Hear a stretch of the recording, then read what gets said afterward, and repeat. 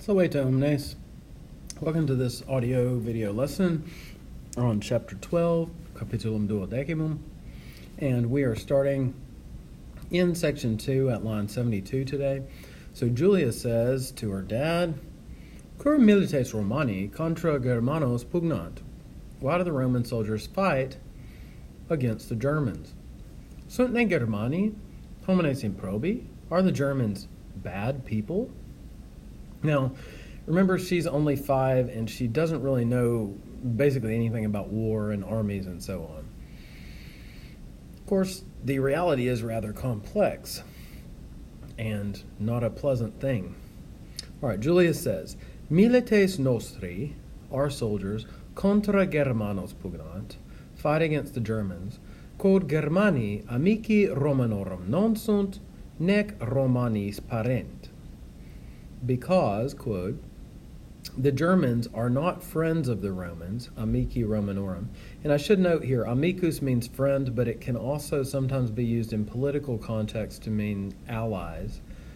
So the Germans aren't friends, aren't allies of the Romans, nor do they obey the Romans. Okay, so parent is obey, and Romanis there is a dative case, because pareo parere, to obey, takes a dative for the person or persons that you obey. Okay, so that's why they fight them. They're not friends or allies, and they don't obey the Romans. So basically, the Romans fight against people that don't obey them. All right, the Romans were a very imperialistic regime. They would take over, fight against new lands just to conquer them, enslave them, and so on. Of course, they had reasons that they would suggest for doing these things, but definitely they were very imperialist. All right, Germani hostes Romanorum sunt. The Germans are the enemies, hostes, of the Romans. Now, hostes, this refers to enemies in the sense of enemies in war. Inimici would be personal enemies, people you don't get along with. And then a hostis is an enemy that you would fight in war. So the Germans are enemies of the Romans. Ac bellum est inter Germanos et Romanos. And there is a war, bellum, in between the Germans and the Romans. Germani exercitum nostrum oppugnant. The Germans attack our army. And then Julia says, Quid est exercitus? She doesn't even know this word for army, right? And by the way, I should point out here, our word exercise is related to this. Exerceo, exercere is the Latin verb that means to practice, to exercise, to train. And so the word for army in Latin, exercitus, literally means a training, a practicing. So, as you might guess, the Roman armies trained a lot. They practiced constantly. Thus, the word for army is practicing. All right. Julius says, Exercitus est magnus numerus militum. So an army is a great number of soldiers, qui contra hostes ducitur, which is led against the enemies. Okay, there's a kind of simple definition here. Qui exercitum ducit, dux exercitus est. The one who leads, ducit, the army, exercitum, is the dux exercitus, the leader of the army. Okay, so notice the verb ducit, leads, is related to the noun dux ducus, which means leader. Dux exercitui imperat, the leader or the general, dux, commands the army, exercitui. Now, I should note exercitui is dative. Imperat, which means orders or commands, will take a dative for the person or people that you command. So here, exercitui is dative. So the general commands the army. Exercitus duci suo paret. The army obeys its general. All right, and again here, just as a reminder, paret, obey, takes the dative, so duci is also a dative. Army obeys its own general. Nam dux ab exercitu metuitur. For the general or leader, dux, is feared by the army. Now, I could note here, one of the reasons why they're going to be feared, there was very, very strict discipline in the Roman army. You could certainly be whipped with a cat of nine tails, which had 9 whip thongs in it and bits of glass or metal entwined in the leather.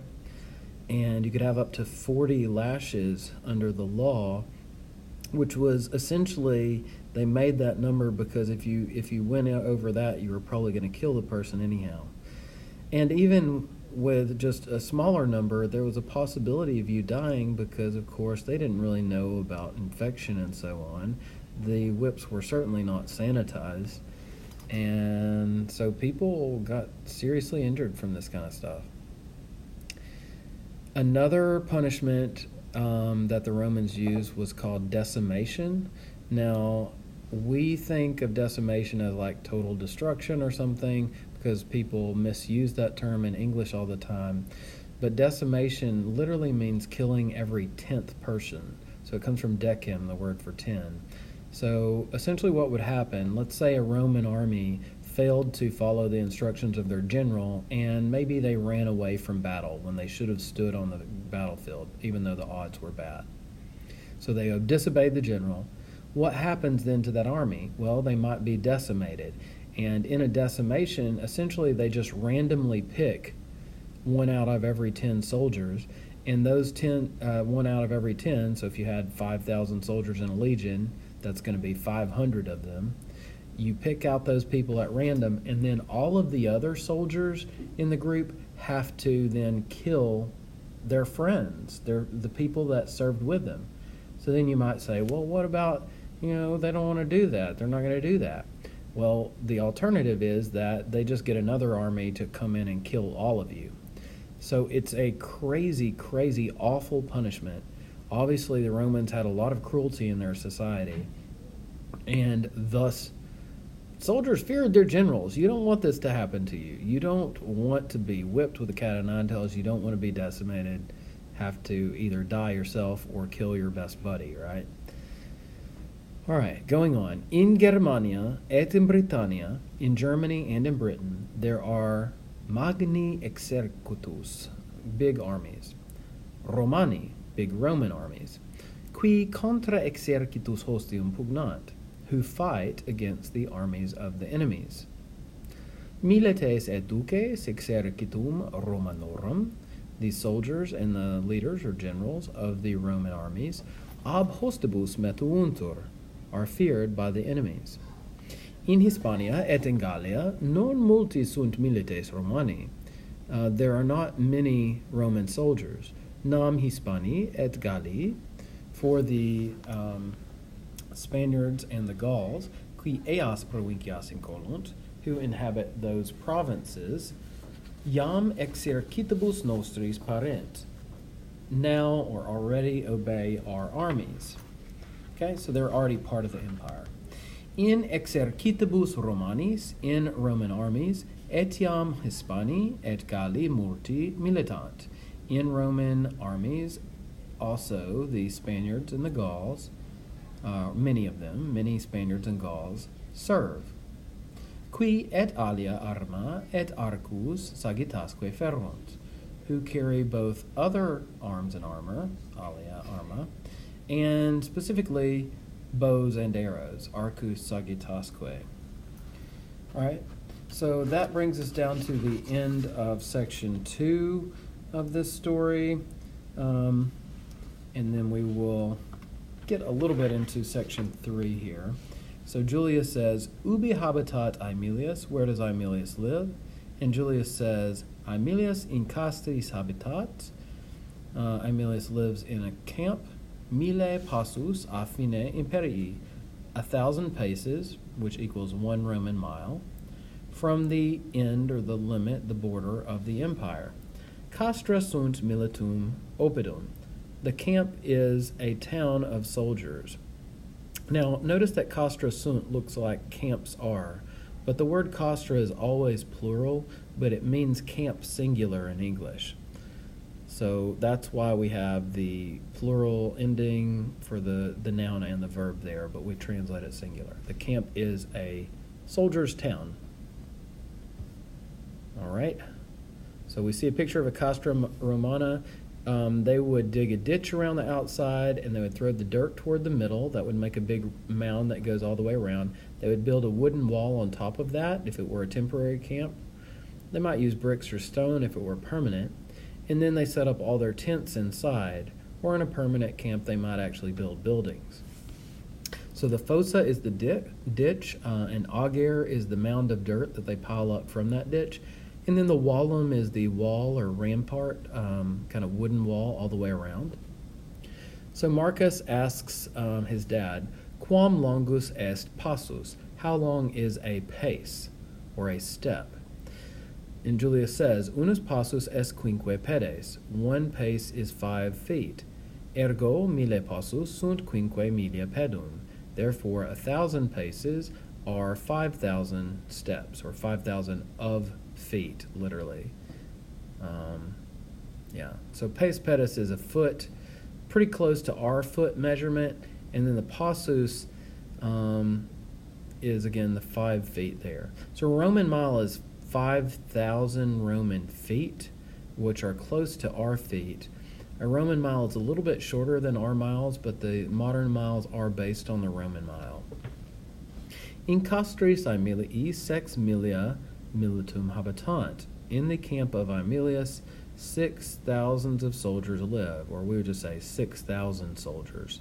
Literally, militum is genitive, so 6,000 of soldiers. Nullae feminae, no women, aut purri, or boys, illic habitant, live there. Necenim feminae purrique militare possunt, for nor indeed are women and boys able to serve, meaning serve in the military. Okay, militare. Circum castra, around the camp, fossa et vallum longum et altum est. There is a ditch, fossa. We get fossil from that root. It literally means a dugout thing. And a long and tall wall, vallum longum et altum. Marcus asks, Quam altum est vallum castrorum? How tall is the wall of the camp? And Julius says, Prope decim pedes altum est. It's almost 10 feet tall, et duo millia passuum longum, and 2,000 of paces long. Now, if we do that math, if a pace is 5 feet, 2,000 times 5, we got 10,000 feet. Or we could think of it as just 2 Roman miles, which are approximately the length of our miles. So 2 miles around this. This is why he calls a camp a town, or a soldier's town. Because essentially, even if you're talking just 1 legion, which would be about the smallest of a camp, that's still 6,000 people. Okay, and that's just the soldiers, not counting other people that would be with them. These are big moving units of people, right? And they would move around up to like 20 miles of marching a day, and then at the end of the day, they would build this camp, which was essentially a portable city. They'd dig out the ditch and the rampart, and they'd put up their wooden fence around it, right? It was amazing what they did.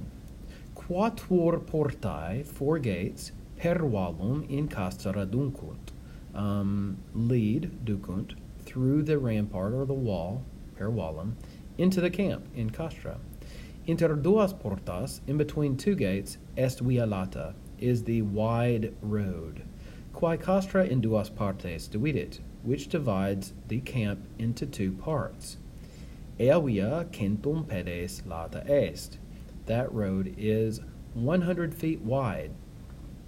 So all of the distances and heights and so on in this chapter, by the way, I don't know if you've noticed it yet, but they're always accusative case.